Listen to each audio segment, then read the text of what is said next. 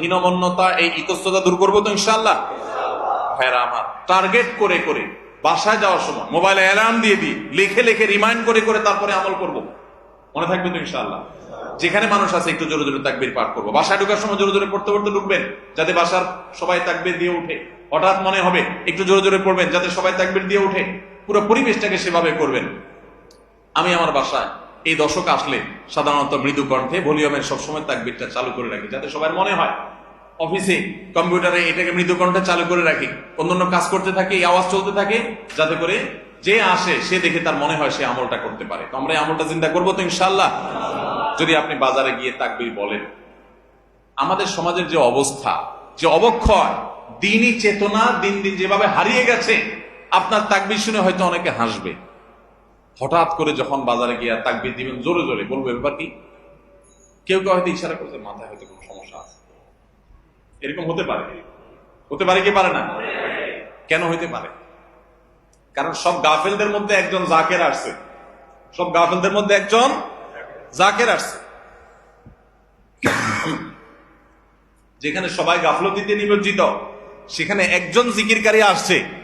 এজন্য ওই গাফেলদের মধ্যে জিকিরকারী, একজন জিকিরকারী ব্যক্তিকে মনে হয় পাগল, অথবা তাকে বলা হয় যে আননোন। অথচ হওয়া দরকার ছিল মুসলমানদের সমাজে সবাই জাকের, এক দুজন গাফেল। আর আমরা সবাই হয়ে গেছি গাফেল। এই জন্য একজন জিকিরকারী হলে তাকে মানুষ কি করে? উপহাস করে, পাগল মনে করে।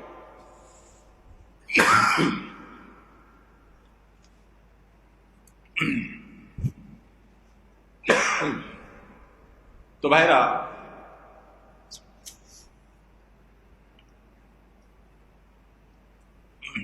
ওই যে কোন দেশে নাকি রাজাকে ভবিষ্যৎবাণী করা হয়েছে যে রাজা সাহেব, পাগলা পানি আসতেছে, পাগলা পানি, বন্যার পানিতে যে পানি আসবে এটাতে সব জায়গায় ছড়ায় যাবে, এটা পাগলা পানি, দেশে আর কোনো পানি থাকবে না, এই পানি সবাই খাইতে বাধ্য হবে। আর এই পানি পাগলা পানি নাম এই জন্য দেওয়া হয়েছে, এই পানি যে খাবে সে পাগল হয়ে যাবে। রাজা সাহেব এই ভবিষ্যৎবাণী শুনে পরামর্শ করতেছেন সব মন্ত্রীদের সাথে যে কি করা যায়। দেশের সব মানুষ পাগল হয়ে গেলেও আমার তো অন্তত ভালো থাকতে হবে, আমি পাগল হয়ে গেলে দেশ চলবে কেন? তো সবাই বুদ্ধি দিচ্ছে, রাজা সাহেব এক কাজ করেন, তাহলে আপনার রাজ বাড়িতে বেশি করে পানি স্টক করে রাখেন, যে পাগলা পানি যখন আসবে, সাধারণ পানি যখন থাকবে না, টাঙ্কিতে আপনার বাসায় পর্যাপ্ত পানি থাকবে, 1-2 মাস চলবে। তো অন্তত আপনি ওই পানিগুলা খায়া ভালো থাকলেন, জনগণ সব পাগল হয়ে গেল, আপনি একটু সামলালেন।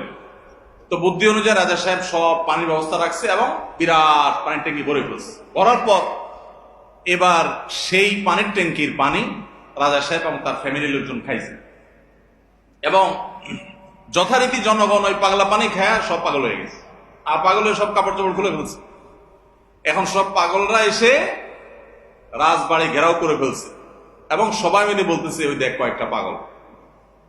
কারণ এগুলোর পরনে কাপড় আছে, এগুলো মাথা নষ্ট হয়ে গেছে, এটা পরনে কাপড় পরে রয়েছে কেন? এবার রাজা সাহেব সবার সাথে পরামর্শ করতেছে, পরিবার সদস্যদের সাথে, যে আমাদের কি করা এখন? সবাই যে আমাদেরকে পাগল বলা শুরু করছে, যদি পাগল বলে মাইদ্যুৎ দেওয়া শুরু করে দেয় কি করা যাবে? তখন এবার সবাই বুদ্ধি করলো, পরিবারের লোকেরা, যে তাহলে এক কাজ করা যাক, যে সমাজের সব পাগল থাকে সেখানে আসলে সুস্থ থাকাটা দোষের, আমরাও চলেন পাগলা পানি খায় পাগল হয়ে যাই। এবার তারাও পাগলা পানি খায় পাগল হয়ে গেছে, এবার পাগলে পাগলে মিলছে, আর অসুবিধা হয়। এই সমস্ত গল্প হয়তো এর কোনো বাস্তবতা নাই, কিন্তু এই গল্প বলার উদ্দেশ্য হলো যে যেই সমাজে মানুষ সব গাফেল হয়ে যায়, ফাসেকের পরিমাণ বেশি হয়ে যায়, সেই সমাজে একজন বাজারে গিয়ে যখন আল্লাহু আকবার আল্লাহু আকবার তাকবীর ধ্বনি দিবে, তখন তাকে কিছু লোক পাগল বলাটা সমাজের মানুষের পাগল হওয়ার দলিল। পাগল হওয়া বলতে ফাসেক হয়ে যাওয়া, আল্লাহর জিকির থেকে দূরে সরে যাওয়ার দলিল। কেন বাজারে যায় যদি কেউ একটু গেয়ে উঠে, মনের সুখে কোন একটা গান গেয়ে উঠে, তাকে তো কেউ অসুস্থ মনে করে না। তাহলে জিকিরের ক্ষেত্রে এরকম কেন হয়? আপনি যদি বাসে উঠেন, উঠে বলেন আল্লাহু আকবার আল্লাহু আকবার লা ইলাহা ইল্লাল্লাহ আল্লাহু আকবার ওয়ালিল্লাহিল হামদ, প্রথম কারোর কাছে আনইজি লাগতে পারে। উঠার পর যদি আরেকজন পড়েন, বলবে যে ভাই হাতে কোনো ব্যাগ ট্যাগ তো দেখা যাচ্ছে না, কিছু বেচবে নাকি? হকার টকার নি কোনো? আপনি যদি যখন সুন্দর করে যারা অবাক হয়ে তাকাবে তাদের যদি বলেন, ভাই এই দশকে আমাদের নবীজি বেশি বেশি করে উচ্চস্বরে তাকবীর পাঠ করতে বলেছেন, আপনারা তো সবাই মুসলমান, আপনাদের সবাইকে স্মরণ করানোর জন্য আমি জোরে জোরে করছি, আপনারা কেউ মনে কিছু নিয়েন না, বাস আলহামদুলিল্লাহ, তাইলে কিচ্ছা কত।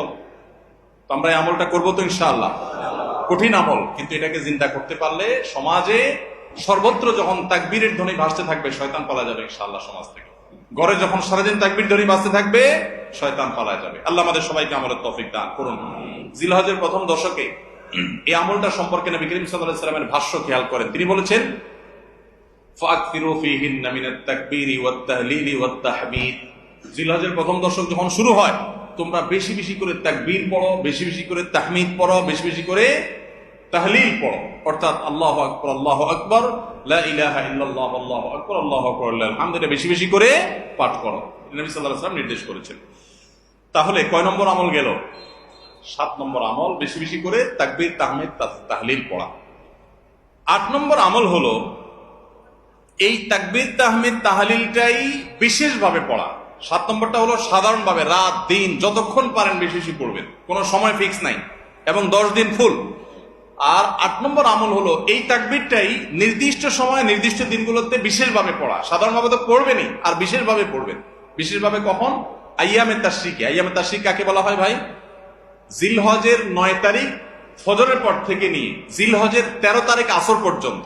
জিলহজের 9 তারিখ ফজর থেকে নিয়ে জিলহজের 13 তারিখ আসর পর্যন্ত প্রত্যেক নামাজের পর সবাই যার যার জায়গা, পুরুষরা সরবে আর মা বোনরা বাসা বাড়িতে নীরবে তারা তাকবীর পাঠ করবেন। আল্লাহু আকবার আল্লাহু আকবার লা ইলাহা ইল্লাল্লাহ আল্লাহু আকবার আল্লাহু আকবার ওয়ালিল্লাহিল হামদ। প্রত্যেক নামাজের পরে একা একা পড়েন আর জামাতে পড়েন, সর্বাবস্থা। জামাতে পড়লে ইমামের সাথে তাল মিলায় পড়তে হবে জরুরি না, প্রত্যেকে যার যারটা শেষে পড়বেন। মনে থাকবে তো ইনশাআল্লাহ? তাহলে 8 নম্বর আমল হলো আইয়ামে তাশরিক, অর্থাৎ জিলহজের 9 তারিখ থেকে 13 তারিখ পর্যন্ত প্রত্যেক নামাজের পরে তাকবীরগুলো জোরে জোরে পাঠ করতে থাকবো ইনশাআল্লাহ। 9 নম্বর আমল হলো জিলহজের 1 তারিখ থেকে 9 তারিখ পর্যন্ত এই 9 দিনই নফল রোজা রাখা। এই 9 দিনই নফল রোজা রাখা। এই 9 দিন নফল রোজা রাখা সম্পর্কিত একটা হাদিস পাওয়া যায়, এবং এই 9 দিনের নফল আমল সম্পর্কে মওসুআ কুয়েতিয়া ফিকহিয়া, মওসুআ ফিকহিয়া কুয়েতিয়া, কুয়েত থেকে প্রকাশিত ফিকহ বিশ্বকোষ, সেখানে বর্তমান সময়ের সবচাইতে অথেন্টিক ফতোয়ার কিতাবগুলোর মধ্যে থেকে, প্রসিদ্ধ কিতাবগুলো থেকে একটা, ফতোয়ার কিতাবগুলো থেকে মওসুআ ফিকহিয়া কুয়েতিয়া, সেখানে লেখা হয়েছে যে ইত্তাফাকুল ফুকাহা, সমস্ত ফকিহগণ এবারে একমত যে জিলহজের প্রথম তারিখ থেকে 9 তারিখ পর্যন্ত 9 দিনই রোজা রাখা মুস্তাহাব। এই 9 দিন রোজা রাখা মুস্তাহাব। বিভিন্ন বর্ণনায় এটি প্রমাণিত হয়, যদি সে বর্ণনাগুলো কোন কোন সনদ দিয়ে মুহাদ্দিসরা কেউ আপত্তি তুলেছেন, কিন্তু ফুকাহে কেরাম এ ব্যাপারে রেকমেন্ড করেছেন যে এই 9 দিন রোজা রাখা মুস্তাহাব। যেহেতু জিলহজের প্রথম 10 দিনের পুরো 10 দিনই ইবাদত আল্লাহর কাছে প্রিয়, অতএব নফল আমল, রোজাও একটা নফল আমল, সেই হিসাবে রোজাটা অটোমেটিকও চলে আসে। এজন্য 9 নম্বর আমল হলো জিলহজের 1 থেকে 9 তারিখ পর্যন্ত এই দিনগুলো কি করা? রোজা রাখা। 10 নম্বর আমল হলো স্পেশালি, বিশেষভাবে আরাফার দিনে, অর্থাৎ জিলহজের 9 তারিখে রোজা রাখা। জিলহজের 9 তারিখে কি করা? রোজা রাখা। প্রথম 9 দিন সাধারণ, আর বিশেষভাবে 9 তারিখের গুরুত্ব আরো বেশি, কারণ নবী করিম সাল্লাল্লাহু আলাইহি ওয়াসাল্লাম বলেছেন, সিয়ামু ইয়াউমি আরাফা আহতাসিবু আলাল্লাহি আন ইউকাফিরা আস-সানাতাল্লাতী ক্বাবলাহা ওয়াল্লাতী বা'দাহা।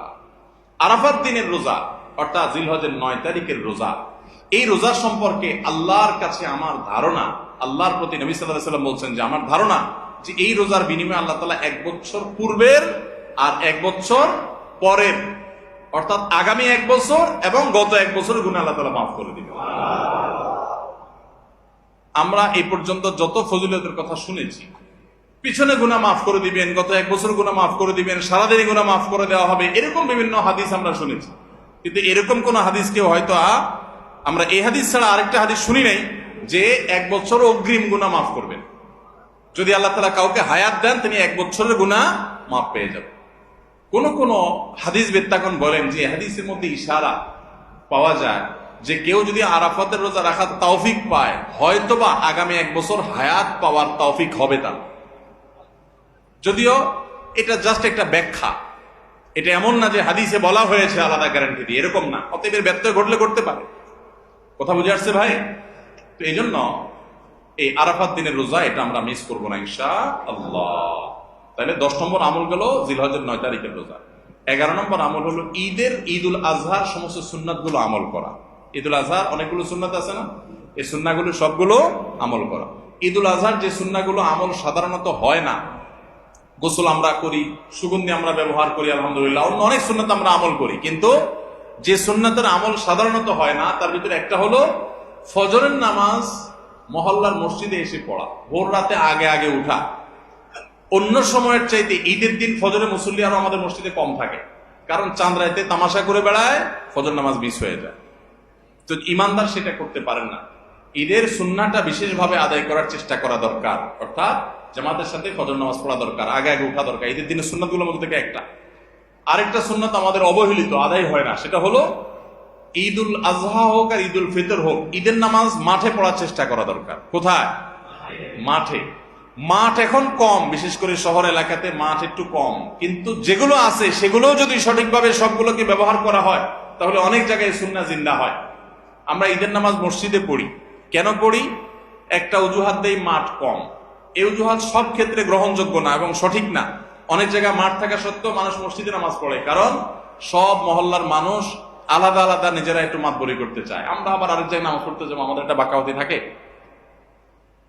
এই রোগ মসজিদে মসজিদে ঢুকে গেছে, মসজিদ কমিটির লোকদের মধ্যে রোগ ঢুকে গেছে। তারা এই কোরবানি করতে রাজি না, যে আমরা এখানে জমাত করবো না, চল আমরা সবাই মিলে বড় একটা মাঠে করি।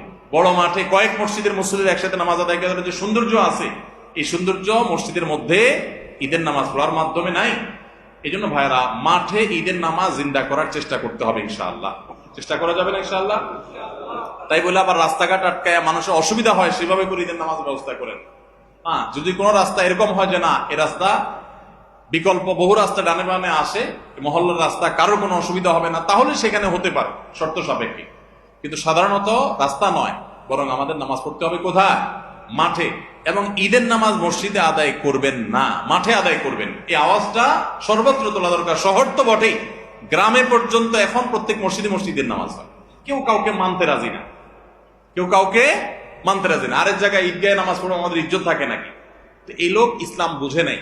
ঈদের জামাত হবে, অনেক বড় জামাত, সেখানে বহু মসজিদের মুসল্লিরা আসবে, এটার মধ্যেই সৌন্দর্য, পুরো মহল্লার মানুষের সম্মিলন করবে, এই সুন্নাতটা আদায় হয়। ঈদুল আজহার আরেকটা সুন্নাত অবহেলিত, সেটা হলো ঈদুল আজহায় আমরা জানি যে প্রথম খাবার ঈদুল আজহার কোরবানির গোশত দিয়ে হবে, এটা সুন্নাত। ওমর রাদিয়াল্লাহু তাআলা থেকে একটা রওয়ায়াত বর্ণিত আছে যে আল্লাহ তাআলার উদ্দেশ্যে কোনো কিছু দান করলে এটা নিজে ভোগ করা যায় না। যায়? আপনি আল্লাহ রাস্তার জন্য, আল্লাহকে খুশি করার জন্য আল্লাহর রাস্তায় কিছু দিয়ে দিয়েছেন, এটা কি নিজে খাওয়া যায়? আর এটা আপনি গরিবকে দিয়ে দিবেন, মসজিদে দান করলে মসজিদকে দিয়ে দিবেন, আপনি নিজে ভোগ করতে পারবেন না।